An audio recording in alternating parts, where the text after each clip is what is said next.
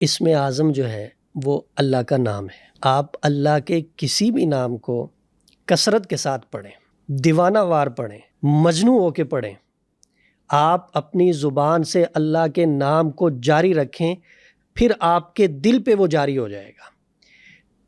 جب آپ اس کو بار بار پڑھتے رہیں گے تو اللہ کی رحمت اور برکت آپ کی طرف متوجہ ہوگی۔ پھر جو نام آپ نے زبان سے لیا ہے وہ آپ کے دل میں اترا ہے، وہی نام آپ کے لیے سارے پردے ہٹا دے گا، سارے راستے کھول دے گا۔ دل میں اترا ہوا اللہ کا جو نام ہے وہ اسم اعظم ہے، اور اس نام کی برکت سے آپ دنیا جہان کا سارا کام کر سکتے ہیں۔ آپ دنیا جہان کی ہر جائز خواہش کو اللہ رب العزت کی ذات سے پورا کروا سکتے ہیں۔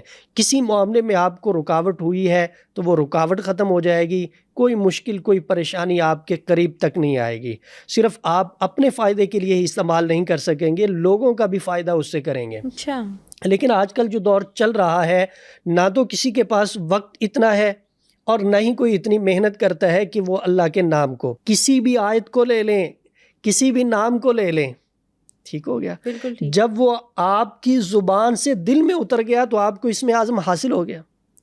آپ نے ایک جگہ بیٹھ کے مشق کرنی ہے، اللہ کو یاد کرنا ہے، اللہ کو اپنے سامنے پانا ہے، اللہ آپ کے سارے پردے ہٹا دے گا اور آپ کے لیے سارے دروازے کھول دے گا۔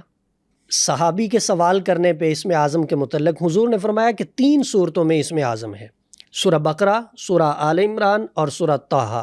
صحابی فرماتے ہیں کہ جب میں نے ان تینوں صورتوں میں غور و خوض کیا تو مجھے تینوں میں ایک ہی آیت مشترک نظر آئی، اللہ لا الہ الا ہو۔ اللہ کے نام میں ہی اسم اعظم ہے۔ اللہ کے نام کو زیادہ سے زیادہ پڑھا جائے، اپنی زبان سے دل میں اتار لیا جائے، اسم اعظم آپ کو حاصل ہو گیا۔